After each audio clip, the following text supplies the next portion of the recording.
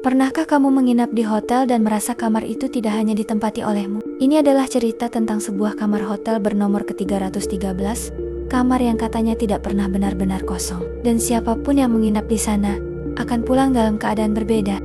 Di sebuah kota kecil di Jawa Tengah, berdiri sebuah hotel tua. Tidak mewah, tidak juga jelek, hanya terasa seolah menyimpan banyak cerita. Kamar 313 berada di ujung lorong lantai 3. Lampu lorong di bagian itu selalu sedikit lebih redup daripada lorong lainnya. Menurut para pegawai lama, kamar itu sudah beberapa kali direnovasi. Tapi setiap kali ada tamu yang menginap, keluhannya selalu sama. Mereka merasa ada orang lain di dalam kamar itu. Suatu hari, seorang pria bernama Arman datang menginap. Ia seorang sales yang sering bepergian sendirian. Baginya, hotel hanyalah tempat singgah. Saat hendak memberikan kunci, resepsionis sempat terdiam. Lalu bertanya pelan, "Pak, kamar yang tersisa tinggal nomor ke-313. Tidak apa-apa?" Arman hanya tersenyum. Ia menganggap itu hanya angka. Ia tidak percaya pada hal-hal seperti itu. Resepsionis pun menyerahkan kunci sambil berkata, "Kalau ada apa-apa, silakan hubungi kami." Saat pintu kamar 313 dibuka, Arman merasakan udara yang berbeda. Bukan dingin, bukan panas, tetapi berat. Seolah udara di dalam kamar itu lebih padat. Televisi dalam keadaan mati, tempat tidur rapi, tirai tertutup. Namun ada hal yang membuatnya berhenti bergerak sejenak. Pada cermin besar di dekat lemari, terlihat bekas sapuan tangan panjang dari atas ke bawah. Ia mencoba menghapusnya, namun bekas itu tidak hilang. Ia mengabaikannya dan memilih beristirahat. Malam tiba. Sekitar pukul 11, Arman memejamkan mata. Beberapa menit kemudian, ia mendengar suara langkah kaki. Bukan dari lorong, bukan dari kamar sebelah. Suara itu berasal dari dalam kamarnya sendiri. Pelan, teratur, mendekat. Tok, tok, tok. Arman membuka mata. Tidak ada siapa-siapa. Ia kembali memejamkan mata. Langkah itu muncul lagi. Kali ini lebih dekat, lalu berhenti tepat di samping ranjangnya. Ia memberanikan diri bertanya, "Siapa?" Tidak ada jawaban. Yang terdengar hanya napas panjang dan berat, sangat dekat dengan telinganya. Namun saat ia menoleh, tidak ada siapapun di sana. Pukul 2 dini hari, televisi tiba-tiba menyala sendiri. Layarnya gelap, tetapi ada suara bisikan pelan. Arman mematikannya. Televisi itu menyala lagi. Kali ini di cermin, ia melihat bayangan seorang wanita berdiri di belakangnya. Rambutnya panjang, menutupi wajah. Tubuhnya membungkuk, seolah ingin melihat wajah Arman dari samping. Saat ia menoleh ke belakang, tidak ada siapa-siapa. Ia kembali melihat cermin. Wanita itu kini lebih dekat.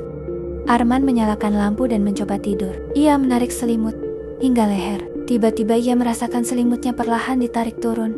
Ia menahannya. Tarikan itu semakin kuat, seolah ada seseorang di ujung ranjang yang berusaha merebutnya. Ia berteriak, "Berhenti!"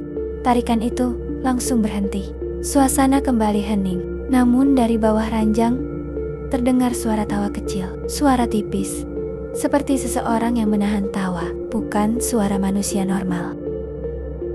Keesokan paginya, Arman turun ke lobi dengan wajah pucat. Ia meminta pindah kamar. Resepsionis hanya mengangguk tanpa bertanya apapun. Sebelum pergi ia bertanya, "Sebenarnya, apa yang ada di kamar 313?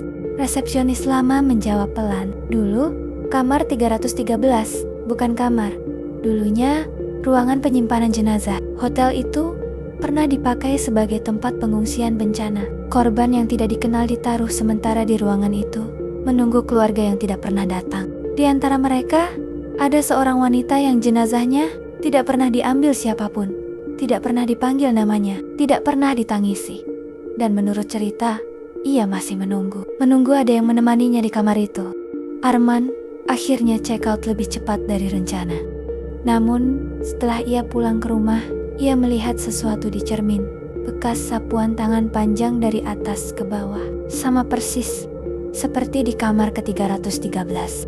Kadang, tepat pukul 2 dini hari, televisinya menyala sendiri dan terdengar napas berat di belakangnya. Karena seseorang dari kamar 313 sudah ikut pulang bersamanya dan ia tidak pernah benar-benar check out.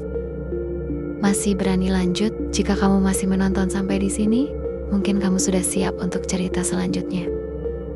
Di sebuah kota kecil, ada sebuah sekolah menengah yang sudah berdiri puluhan tahun. Banyak orang mengatakan, bangunan itu bukan hanya menjadi tempat belajar, tetapi juga tempat menyimpan kisah-kisah yang tidak pernah benar-benar selesai. Sekolah itu memiliki sebuah gerbang lama yang sudah tidak dipakai. Gerbang besi tinggi berkarat, berada di sisi timur sekolah. Sekarang gerbang itu selalu terkunci, penuh rumput liar, dan tidak pernah dibuka lagi. Namun anehnya, setiap malam, ada yang terdengar mengetuk gerbang itu dari luar. Cerita ini berawal dari seorang siswa bernama Raka. Ia anggota organisasi yang sering pulang paling terakhir karena rapat. Suatu sore menjelang maghrib, ia keluar kelas terakhir kali. Teman-temannya sudah pulang terlebih dahulu. Ketika berjalan melewati lapangan, ia melihat gerbang timur itu. Gerbang berkarat dengan papan tua bertuliskan dilarang masuk. Namun hari itu, Raka merasa ada sesuatu yang berbeda. Ia melihat seperti ada seseorang berdiri di balik gerbang, hanya bayangan, tidak jelas, tingginya seperti anak SMA. Berdiri dia menghadap ke arahnya. Raka berhenti, ia mencoba memfokuskan pandangan. Bayangan itu menghilang. Raka menganggap hanya halusinasi karena lelah. Ayah pun pulang.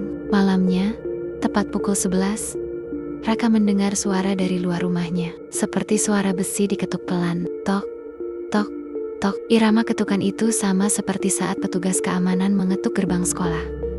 Raka membuka jendela. Tidak ada siapa-siapa, jalanan sepi. Namun sejak malam itu, setiap hampir tertidur, ia selalu mendengar suara gerbang tua digeser. Gesrek, gesrek, pelan, seperti besi diseret. Keesokan harinya, Raka bercerita pada satpam sekolah. Satpam itu hanya diam lama, lalu berkata pelan, "Kalau pulang sore, jangan lewat gerbang timur lagi.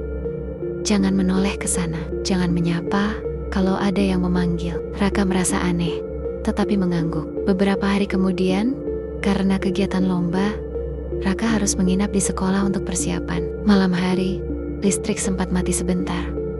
Semua ruangan gelap, hanya koridor yang diterangi lampu emergensi redup. Saat itulah Raka mendengar suara itu lagi. Tok, tok, tok. Suara ketukan besi sangat jelas, berasal dari arah gerbang timur.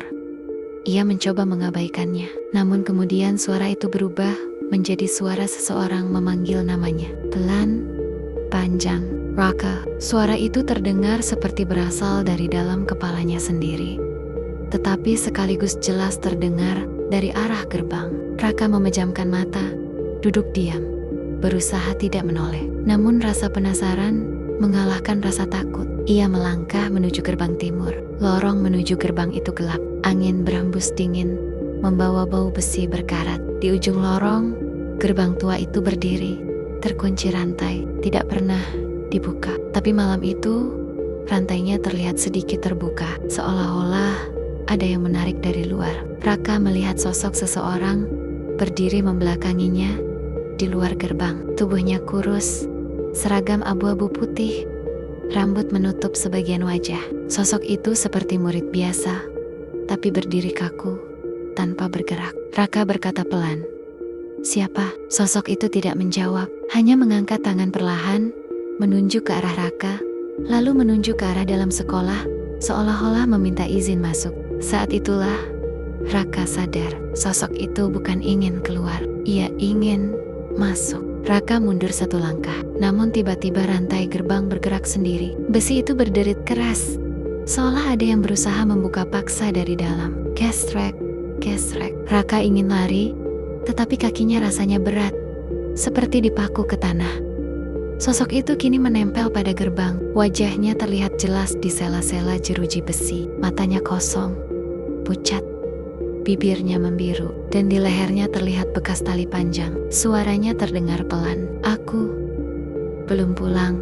Raka akhirnya bisa menggerakkan tubuhnya dan berlari sekuat tenaga ke arah aula. Ia tidak berani menoleh lagi. Keesokan paginya, satpam menemukan rantai gerbang timur terbuka sedikit, seperti ada yang berusaha masuk. Satpam langsung menguncinya kembali dengan kunci baru. Raka menceritakan apa yang ia lihat. Satpam itu kemudian berkata pelan, "Beberapa tahun lalu, ada siswa yang ditemukan di dekat gerbang timur. Ia sering dibully, sering dikunci di luar sampai malam. Suatu hari, ia tidak kembali. Dan sejak itu, setiap malam, Selalu ada yang mengetuk gerbang minta dibukakan, karena baginya, sekolah bukan tempat yang harus ditinggalkan. Ia masih merasa belum saatnya pulang. Sampai hari ini, setiap menjelang malam, Satpam masih sering mendengar suara ketukan pelan. Tok, tok, tok, seperti seseorang yang berdiri di luar gerbang, menunggu ada yang membukakan. Dan kadang-kadang ada siswa yang tanpa sadar menoleh ke arah gerbang itu